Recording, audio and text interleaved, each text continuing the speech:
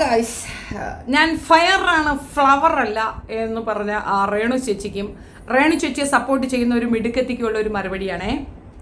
ഷെഫീന ബിബി എന്താ 2 ദിവസമായിട്ട് രേണു ചുമ്മാ നേരം പോക്ക്, time waste. Okay, skip it if you are not interested. ചുമ്മാ ഇങ്ങോട്ട് വാ, ഒരു സാധനം നമുക്കിത് കേൾക്കാം. ആദ്യം തന്നെ ആ ഫയർ അല്ല ഫ്ലവർ എന്ന് പറഞ്ഞ ആ മിടുക്കിയുടെ വീഡിയോ ഒന്ന് കേൾക്കാം.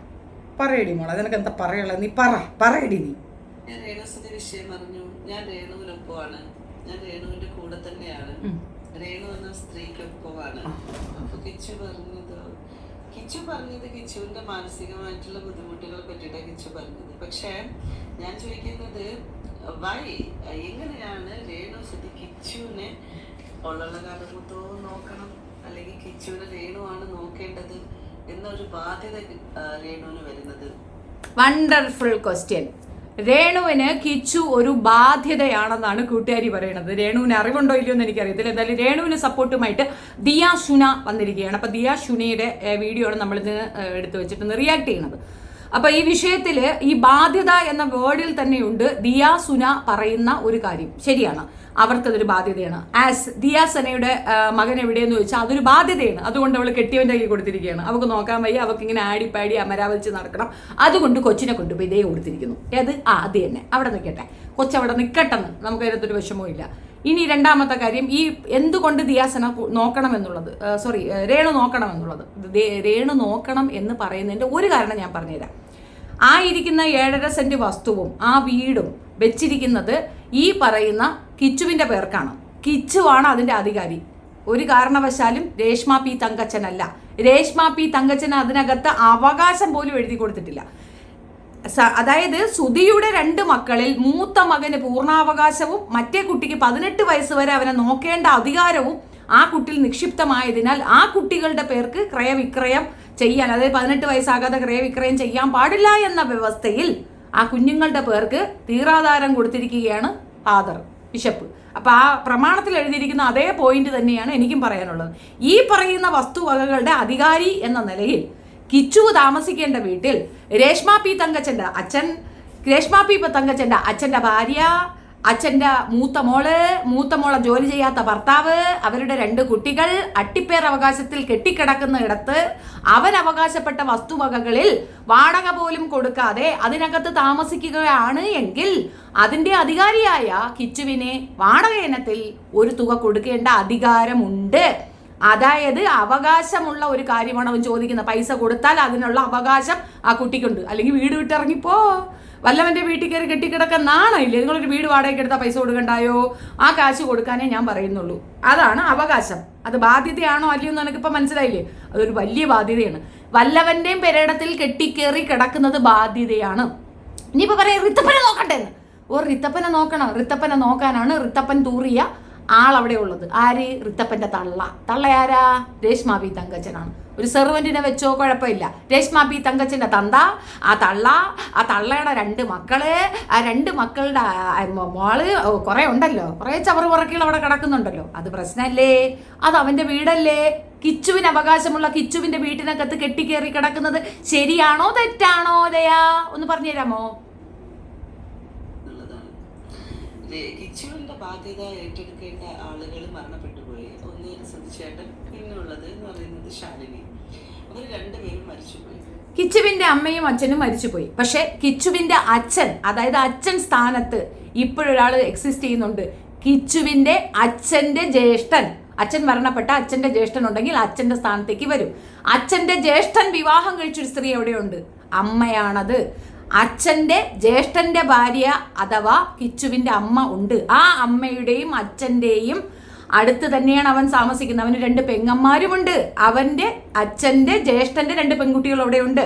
അതൊന്നും പോരാതെ കിച്ചുവിൻ്റെ അച്ഛന് ജന്മം നൽകിയ ആ ഗർഭപാത്രം ചുമക്കുന്ന പേറുന്ന ഒരമ്മയും അവിടെ ഉണ്ട്. റിത്തപ്പനില്ലാത്ത ഒരു ഫെസിലിറ്റിയാണ് ആ കുട്ടിക്ക് കിട്ടിയിരിക്കുന്നത്. അവിടെ ഉണ്ട്. അവരുടെ അണ്ടറിൽ അവരൊരു ബാധ്യതയല്ലാതെ തന്നെ അവരുടെ ഉത്തരവാദിത്തം എന്ന നിലയിൽ ആ കുട്ടി താമസിക്കുന്നത് അച്ഛൻ്റെ വീട്ടുകാർക്കൊപ്പമാണ്. അതൊരു ഭയങ്കര ഭാഗ്യമാണ്. ആർക്കും കിട്ടാത്ത ഭാഗ്യമാണ് അച്ഛൻ്റെ വീട്ടുകാർക്കൊപ്പം ഒരു കുഞ്ഞിന് നിൽക്കാൻ പറ്റുക എന്നുള്ളത്. എല്ലാവരും അമ്മയുടെ വീട്ടിലോട്ടാണ് ഓടിപ്പോകുന്നത്. പക്ഷെ അവൻ്റെ അച്ഛൻ്റെ വീട്ടുകാർ അവന് 3 വയസ്സ് പ്രായമുള്ളപ്പോൾ തൊട്ട് നോക്കുകയാണ്. അപ്പൊ മനസ്സിലായില്ലേ, ആരുമില്ലാത്ത അനാഥ കുഞ്ഞല്ല കിച്ചു. ഇപ്പൊ അവൻ ഒട്ടുമല്ല, അവനെ എത്രയോ അമ്മമാരുണ്ട്, എത്രയോ പേര് അവനെ സ്നേഹിക്കുന്നുണ്ട്. അവനെ ചീത്തയാക്കാൻ ഇറങ്ങി നടക്കുന്ന രേഷ്മ മനുഷ്യ സ്ത്രീ അല്ലെന്ന് ഞാൻ പറയും, മനുഷ്യ സ്ത്രീയല്ല. അതുകൊണ്ടാണ് അവൻ അയച്ചു കൊടുത്ത പൈസയുടെ കണക്കും കൊണ്ടുവന്നിട്ട് അവനെ അവഹേളിക്കുന്ന. എടി 10,000 രൂപ വേണം ഈ പറയുന്ന സ്ഥലത്ത് ഒരു വീട് വാടകയ്ക്ക് എടുക്കാൻ. കീ മണി തന്നെ കൊടുക്കണം 3 മാസത്തെ പൈസ, 30,000 രൂപ അങ്ങനെ കൊടുക്കണം. പിന്നെ 40,000 രൂപ ഡെപ്പോസിറ്റ് വെക്കണം. ഓരോ മാസവും 10,000 രൂപ ആ കുട്ടിയുടെ പേർക്ക് നീ ബാങ്കിലിടണം, അല്ലെങ്കിൽ നീ വീട്ടിൽ നിന്ന് ഇറങ്ങിപ്പോ. നീ ഈ സപ്പോർട്ട് മൂച്ചുന്നില്ല, എവിടെ വീട്ടിൽ പോയി നിൽക്കും. അത് കഴിഞ്ഞിട്ട് ഈ പറഞ്ഞ പോലെ സുധിച്ചേട്ടന്റെ ഭാര്യയായിട്ട് വന്ന ആളാണ് രേണു. അവള് ആ കുട്ടീനെ നല്ല രീതിയിൽ തന്നെയാണ് നോക്കിയതെന്ന് ഞാൻ മനസ്സിലാക്കുന്നത്. പിന്നെ കൂടുതൽ വിവരങ്ങളും കാര്യങ്ങളൊക്കെ രേണു തന്നെ പറയുമെന്ന് തോന്നുന്നു. കാരണം ഒരുപാട് രേണുവിന് പറയാനുണ്ട്. ശരിക്കും പറഞ്ഞു കഴിഞ്ഞാൽ രേണുവിന് ഒരുപാട് പറയാനുണ്ട്. രേണു അതൊന്നും പറയാതെ ഇങ്ങനെ ഇരിക്കാം, ഞാൻ മനസ്സിലാക്കിയിട്ടുള്ളൂ. പിന്നെ ഈ പറഞ്ഞതുപോലെ ഇതൊക്കെ കുത്തിത്തിരിച്ച് വിടാൻ വേണ്ടിയിട്ട് 1-2-3 കൃമികളുണ്ട്, ഭാഷാർത്ഥ കൃമികളൊക്കെ. ഇതിന്റെയൊക്കെ ഉദ്ദേശം ഇതിന്റെയൊക്കെ അക്കൗണ്ടുകൾ റീച്ച് ആക്കുക, ഓരോരുത്തരുടെ കുടുംബജീവിതം നശിപ്പിക്കുക. ഇങ്ങനെ ജീവിതമൊന്നും അത് പറയുന്ന സാധനങ്ങളൊന്നുമില്ല. ഇതിനിടയ്ക്ക് കുറച്ച് കുത്തിത്തിരിപ്പുകാരുണ്ട്, കൃമികളുണ്ട്, അവരുടെ കുടുംബജീവിതം ശരിയല്ല, ബാക്കിയുള്ളവരുടെ ജീവിതത്തിൽ കയറി കളിക്കുക. എന്നിട്ടെന്താ സ്വാഭാവികമായിട്ട് ഇങ്ങനെ പബ്ലിക്കായിട്ട് ഇങ്ങനെ എക്സ്പോഷർ ആയിട്ടൊക്കെ നിൽക്കുന്ന മനുഷ്യര് എന്ത് കാരണമുണ്ടോ, പോസിറ്റീവോ നെഗറ്റീവോ, അത്തരം മനുഷ്യരെ വന്ന് ചോദിക്കാം, അതിനകത്തൂടെ കിട്ടുന്ന എക്സ്പോഷർ വാങ്ങുക, എനിക്ക് നീതി വാങ്ങിച്ചു കൊടുത്തെന്ന് പറയാം. ഇതിനൊക്കെ നീതി വാങ്ങിച്ചു കൊടുത്തു എന്ന് പറയുക. അപ്പൊ ഉദ്ദേശം ആരെയാണെന്ന് പിടികിട്ടിയല്ലോ. അപ്പൊ ഇനി പേരൊന്നും പറഞ്ഞില്ല എങ്കിൽ പോലും എനിക്ക് ഏകദേശം കാര്യം പിടികിട്ടി. നമ്മൾ കുത്തിത്തിരിപ്പ് നടത്തുന്ന കൃമിയാണ്. കുറച്ച് കാര്യങ്ങൾ പറയാം. ബസ്സിൽ യാത്ര ചെയ്യുമ്പോൾ ഒരു പയ്യൻ നോക്കി എന്ന് പറഞ്ഞുകൊണ്ട് ആ കുട്ടിയുടെ ആത്മഹത്യയുടെ വക്കിൽ കൊണ്ടെത്തിച്ച വൃത്തികെട്ട സ്ത്രീയാണ് നീ. നീതി വാങ്ങിച്ചു കൊടുക്കുന്നത് ഷിംജിതയ്ക്ക് സംഭവിച്ചത് അന്ന് സോഷ്യൽ മീഡിയ ആക്റ്റീവ് ആയിരുന്നെങ്കിൽ നിനക്ക് സംഭവിക്കേണ്ട, നീ ജയിലിൽ കിടക്കേണ്ടവളാണ്. ഒരു കുട്ടിയുടെ ജീവൻ അപകടപ്പെടുത്തിയ ചെറുക്കൻ ആത്മഹത്യ ചെയ്തെന്നാണ് അറിവ്. എനിക്ക് അറിയത്തില്ല കൃത്യമായിട്ട്, പക്ഷെ അങ്ങനെ ഒരു കാര്യമാണ് ഞാൻ കേട്ടിട്ടുള്ളത്. ഒരു പയ്യനെ എക്സ്പോസ് ചെയ്യുന്നതെന്ന് പറഞ്ഞിട്ട് ഒരുത്തനെ വീട്ടിൽ കയറി പറ്റിച്ച ഒരു ഗുണ്ടിയാണ് ഈ ഇരിക്കുന്നത്. ഇതെല്ലാം പോട്ടെ, ഇവളുടെ മകൾ എവിടെയാണ്, മകൻ എവിടെയാണ്, ഇവക്കൊരു മകനുണ്ട്, എവിടെയാണ് ഭർത്താവ്, എവിടെയാണ് ഭർത്താവില്ല, മകനില്ല, കൂടെ ജീവിതം എന്തെന്നറിയില്ല, തൊഴിലില്ല. ഇവൾ ചെയ്യുന്ന ജോലി എന്താണ്, ഇവക്ക് എന്താണ് തൊഴിൽ? ട്രാൻസ് വിഭാഗക്കാരെ കൂടെ നടക്കുന്നു. ആ ഒരു വിഷയം ഞാൻ ഇതിൻ്റെ കൂടെ ചേർക്കാം. അതിനകത്തുള്ള ട്രാൻസ്ജെൻഡേഴ്സ് ആയിട്ടുള്ള ആൾക്കാർ, ശ്രീകുട്ടി എന്ന് പറയുന്ന ഒരാൾ പോസ്റ്റ് ഇട്ടിട്ടുണ്ട്. അതിനകത്ത് കൃത്യമായി പറയുന്നുണ്ട് ഇവൾ ട്രാൻസ് വിഭാഗത്തിന് വേണ്ടി എന്ത് ഉണ്ടയാണ് ചെയ്തതെന്നുള്ളത്. അങ്ങനെ കുത്തിക്കേറിപ്പോയി സ്വന്തം റീച്ചിന് വേണ്ടിയിട്ട് ആളുകളുടെ കാലി നക്കുന്ന പരിപാടി നിനക്കാണുള്ളത്. ഞങ്ങൾ ചെയ്തത് നീതിയോടെ തന്നെയാണ് ചെയ്തിട്ടുള്ളത്. കൃമിയാണോ അല്ലേ എന്നുള്ള തെളിവാണത്. പിന്നെ മാതൃത്വം എന്താണെന്ന് നിനക്ക് മനസ്സിലാവത്തില്ല. കാരണം നീ നിന്റെ കുഞ്ഞിനെ നോക്കുന്നില്ല, നിന്റെ കുഞ്ഞ് നാട്ടുകാരെ കയ്യില്ല.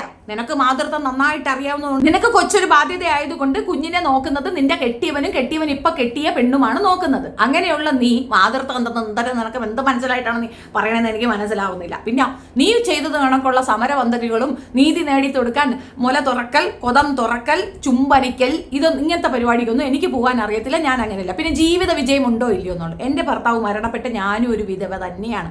എൻ്റെ 2 ആൺമക്കളെ പഠിപ്പിച്ച ആളാക്കി ഒരാൾ തൊഴിലിനും മറ്റേയാൾ പഠിക്കുകയും ചെയ്യുന്ന ഒരു അവസരത്തിൽ എൻ്റെ ജീവിതത്തിൽ എന്ത് നഷ്ടപ്പെട്ടെന്നാണ്. എൻ്റെ പെറ്റുമ്മ എൻ്റെ ഒപ്പമുണ്ട്, എൻ്റെ ബന്ധുക്കൾ എൻ്റെ ഒപ്പമുണ്ട്, ഞാൻ വെച്ചൊരു വീട് അവിടെയുണ്ട്. നീ നേടിയതൊന്ന് കാണിച്ചു തരാമോ? നിന്റെ കുഞ്ഞെവിടെയാണ്? നീ ആർക്കൊപ്പമാണ്? നീ ഇങ്ങനെ നടക്കല്ലേ ട്രാൻസുകളുടെ കൂടെ? അവരിലൊരാളാണോ ട്രാൻസ് ജെൻസിന്റെ കൂടെ നടക്കണ് എന്ന് പറഞ്ഞുകൊണ്ട് അവരെ അവഹേളിക്കുന്ന സ്റ്റേറ്റ്മെന്റ് പറഞ്ഞ കള്ളിയാണ് നീ. അവരെ സംരക്ഷിക്കുന്നു എന്ന് വരുത്തി തീർത്ത് അവരെ സമൂഹത്തിന് ഇട്ടുകൊടുത്ത് അവരുടെ പിച്ചയിൽ ജീവിക്കുന്ന നിനക്ക് എന്ത് അവകാശമാണ് ഈ ഷെഫീന ബീവിയെ പറയാൻ?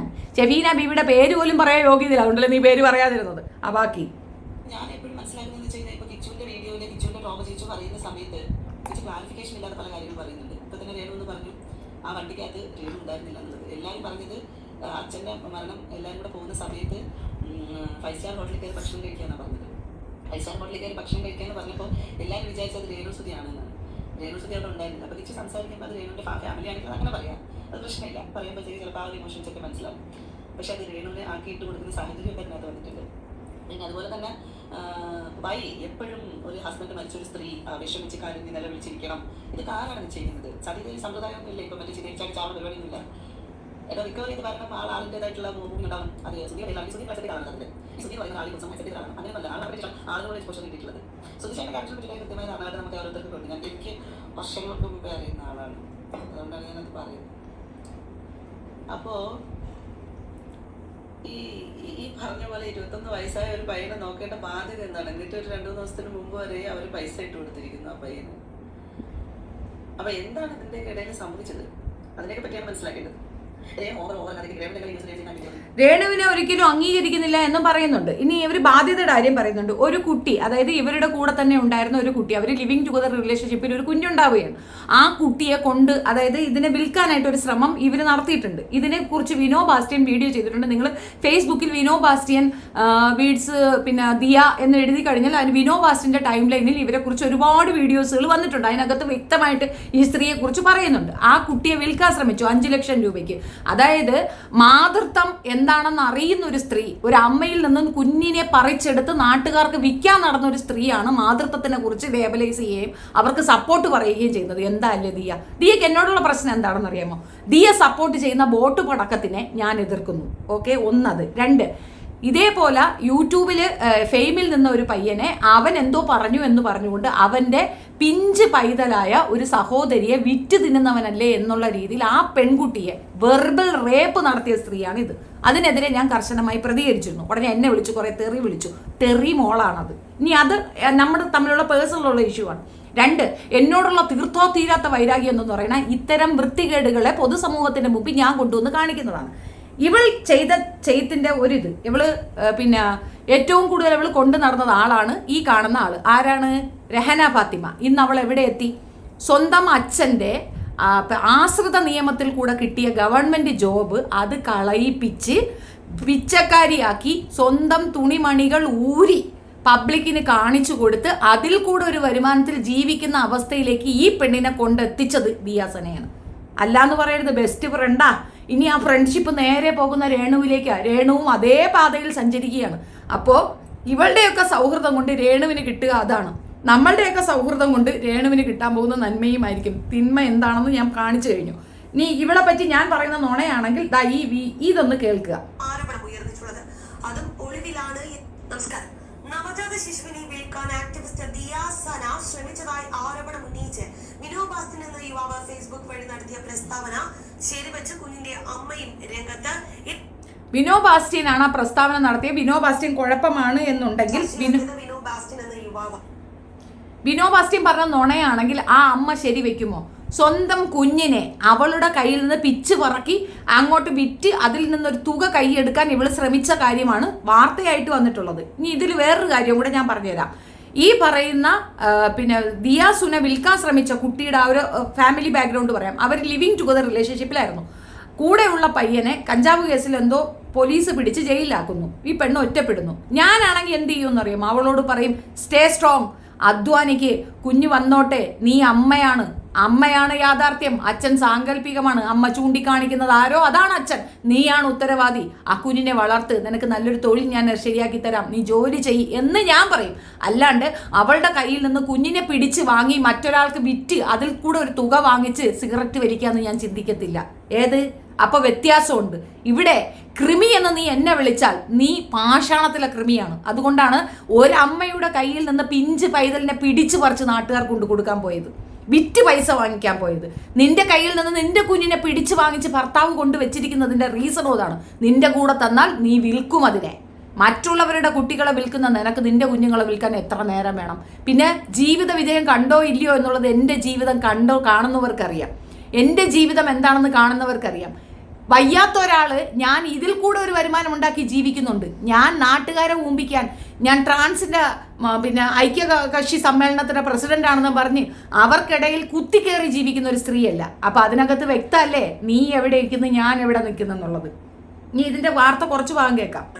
ഫേസ്ബുക്കിൽ അദ്ദേഹം ഇട്ട ഒരു വീഡിയോയാണ് സത്യം പുറം ലോകത്ത് എത്തിച്ചത്. കുഞ്ഞിനെ വിൽക്കാൻ ഇടനില നിന്നവർക്കെതിരെ നടപടി ആവശ്യപ്പെട്ട DGPക്ക് സമഗ്ര പരാതിയും വിനോ ബാസ്റ്റിൻ നൽകിയിട്ടുണ്ട്. എന്നാൽ കുട്ടിയെ വിൽക്കുക എന്ന കൊടും ക്രിമിനൽ നടപടി പോലീസിന് കാര്യമല്ല. ഇത് പുറത്തു പറഞ്ഞ ആൾക്കെതിരെ പരാതി ലഭിക്കുമ്പോൾ കേസ് എടുക്കുകയാണ് പോലീസ് ചെയ്തത്. തിരുവനന്തപുരത്തെ സൈബർ ക്രൈം പോലീസാണ് കേസ് എടുത്തിട്ടുള്ളത്. അയച്ചു കിട്ടിയ പരാതിയിലാണ് കേസെന്ന് FIR പറയുന്നു. വിനോ ബാസ്റ്റിന്റെ ഇടപെടലുകൾ പരാതിക്കാരിയെ സോഷ്യൽ മീഡിയ വഴി പിന്തുടർന്ന് ശല്യം ചെയ്യുന്നതാണ് എന്നായിരുന്നു പരാതിയിലുള്ളത് എന്നും FIR പറയുന്നുണ്ട്. അശ്ലീല പരാമർശം ജനിപ്പിക്കത്തക്ക തരത്തിലുള്ള വീഡിയോ നിർമ്മിച്ച് സോഷ്യൽ മീഡിയയിൽ പ്രചരിപ്പിച്ച് അപമാനിച്ചുവെന്നാണ് ആരോപണം. തള്ള കൊണ്ട് കൊടുത്ത ഉടനെ കേസ് എടുക്കും. മനസ്സിലായില്ലേ? വിനോ ബാസ്റ്റിൻ അങ്ങനെ കേസ് വന്നിട്ടുണ്ട്. വിനോ ബാസ്റ്റിനാണ് ഇതിനെതിരെ കംപ്ലൈന്റ് കൊടുത്തിട്ടുള്ളത്, നമ്മളല്ല. വിനോ ബാസ്റ്റിനാണ് ഈ വിഷയം പുറം ലോകത്തേക്ക് എത്തിച്ചത്. വിനോ ബാസ്റ്റിനാണ്. അതിന്റെ ഒപ്പം തന്നെ ആ അമ്മയും വന്ന് പറഞ്ഞിട്ടുണ്ട് എൻ്റെ കുട്ടിയെ വിൽക്കാൻ അവൾ ശ്രമിച്ചിട്ടുണ്ടെന്ന്. സത്യമാണേ, അമ്മ പറയുന്നതിൽ കൂടുതലൊന്നും ഇല്ലേ? അപ്പൊ അതൊരു കാര്യം. ഇവള് കൂടെ നിൽക്കുന്നവർക്ക് സംഭവിക്കാൻ പോകുന്ന ദുരന്തം എന്താണെന്ന് കാണിക്കാൻ വേണ്ടിയിട്ട് മാത്രം എടുത്തണം. മാറ് തുറക്കൽ, കുണ്ടി തുറക്കൽ, ചുംബല സമരം, ഇതൊക്കെയാണ് അവള് ചെയ്ത് സമൂഹത്തിന് കൊടുത്ത സേവനങ്ങൾ. എത്ര സേവന മനോഭാവമുള്ള മിടുക്കി സ്ത്രീയാണെന്ന് ഓർത്തു നോക്കുക. ഷെഫീനാക്ക് എന്തായാലും അങ്ങനത്തെ ചരിത്രങ്ങളൊന്നും ഇല്ല കേട്ടോ. ആരുടെയും കൂടെ പോയി തുണി ഒഴിഞ്ഞ ചരിത്രവും ഷെഫീനാക്കില്ല.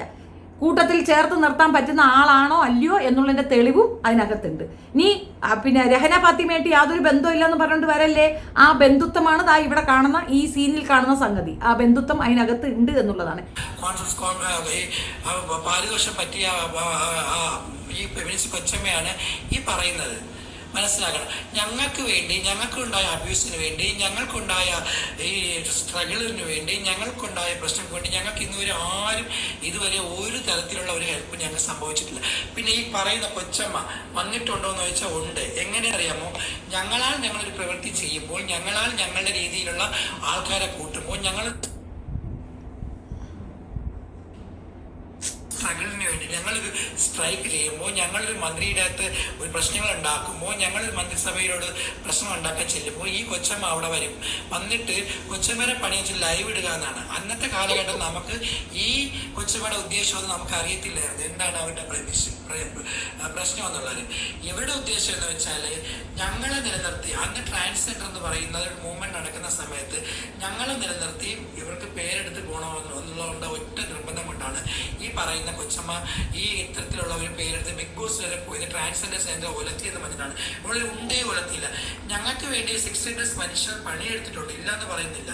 ആ പണിയെടുത്തിട്ടുള്ള 600 മനുഷ്യരായിട്ടുള്ള ആരും ഇന്നതൊരു ഒരു മീഡിയയിൽ വന്ന് അവർ ട്രാൻസ്ജെൻഡേഴ്സിനെ ഞങ്ങൾ ഉണ്ട ചെയ്തു, കോല ചെയ്തു, കോപ്പ് ചെയ്തെന്ന് ഒരു വ്യക്തികളെ ഇന്നതുവരെ പറഞ്ഞിട്ടുള്ള ഒരു ചരിത്രം ഞാൻ കണ്ടിട്ടില്ല. ഈ ഫെമിനിസ്റ്റ് കൊച്ചമ്മ അല്ലാതെ വേറെ ഒരു യഥാർത്ഥത്തിൽ ആക്ച്വലി 600 മനുഷ്യനായ ആൾക്കാർ, ഞങ്ങൾക്ക് വേണ്ടി പണിയെടുത്ത ആൾക്കാർ ആരും ഇന്ന് അതിൻ്റെ ഒരു പ്രോഫിറ്റ് പറ്റാനോ, ആ ഒരു പ്രോഫിറ്റിൽ അവർക്ക് അതിൻ്റെ ഇൻകം നേടാനോ, അല്ലെങ്കിൽ ആ പ്രോഫിറ്റ് മൂലം അവർ അതിൻ്റെ ബെനിഫിറ്റ് എടുക്കാനോ ഒന്നും ആരും ഇന്നതൊരു ഒരു മീഡിയസിലും ഈ കൊച്ചമ്മ വേറെ ആരും പറയുന്നില്ല.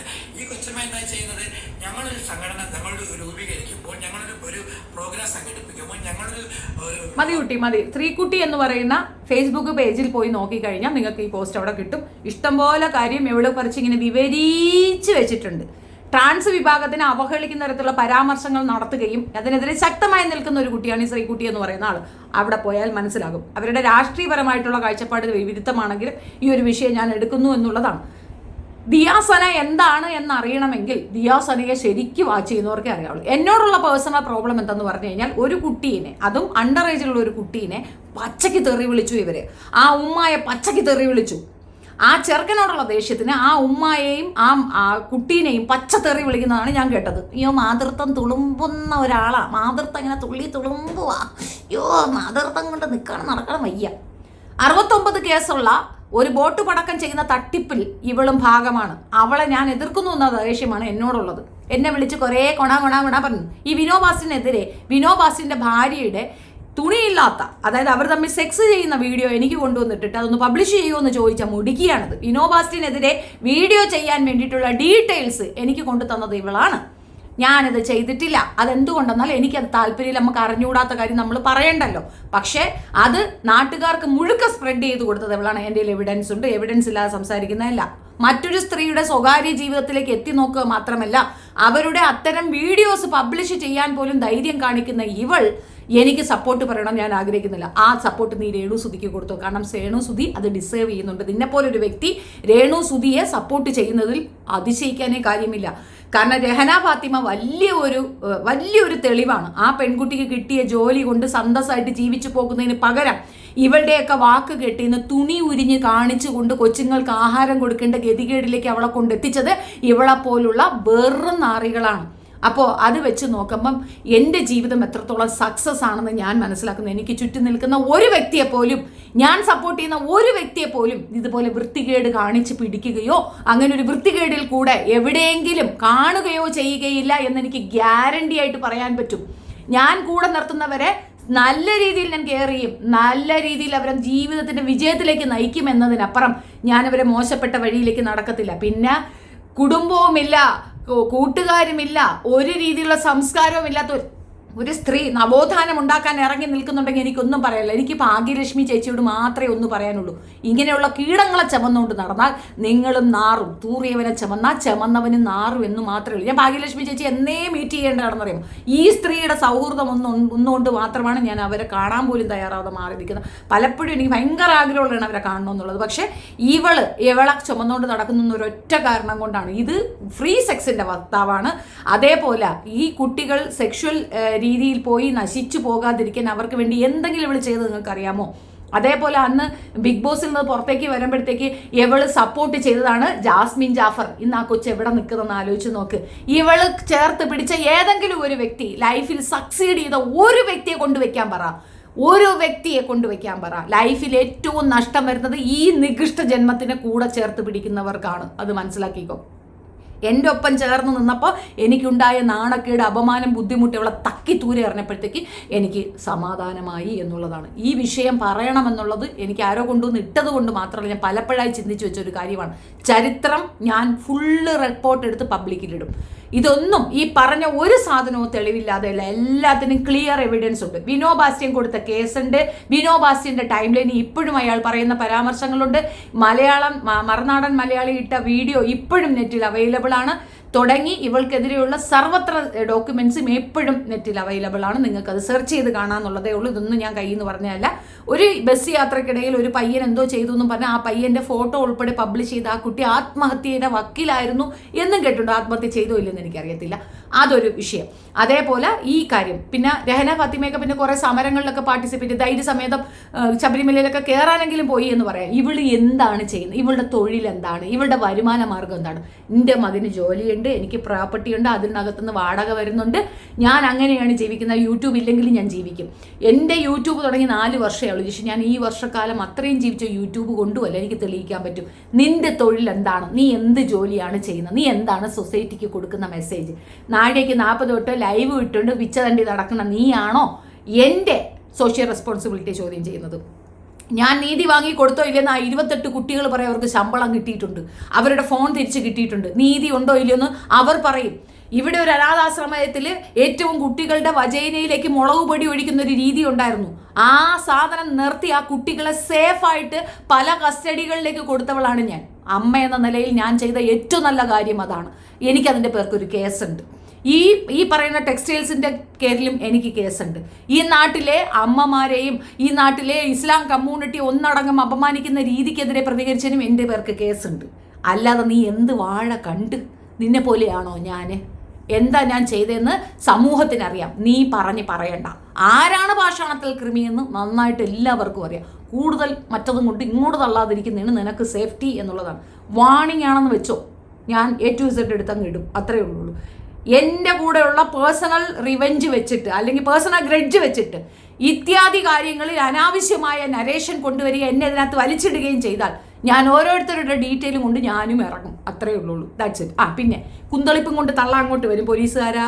ഇതെടുത്ത് ശരിക്ക് കണ്ട ശേഷം എന്നെ കോൾ ചെയ്യുക. അല്ലാതെ എന്നെ കോൾ ചെയ്താൽ ഞാൻ എൻ്റെ ഫോണാണെന്ന് ഞാൻ നോക്കില്ല, ഞാൻ പൊട്ടിക്കും. മനസ്സിലാക്കിക്കോ. ഈ പ്രാന്തി പറയണത് കേട്ടുകൊണ്ട് എന്നെ വിളിക്കാൻ നിൽക്കരുത്. That's it.